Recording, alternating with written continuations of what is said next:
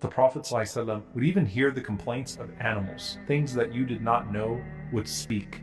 There was a time that you had a bird that was flapping its wings and that was hovering over the Sahaba, and this was in a time of an expedition, and this bird is hovering over the Prophet ﷺ and the companions, and the Prophet ﷺ looks to the bird and then he looks to the Sahaba and he says, "Who has hurt this one in regards to her child?"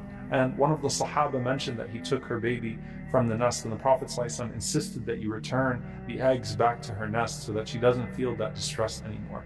You find another narration, subhanAllah, also with an animal, that the Prophet ﷺ passed by a camel, and that camel's stomach touched its back, meaning it had such little food. And the Prophet ﷺ went to the camel, and the Prophet ﷺ started to comfort the camel.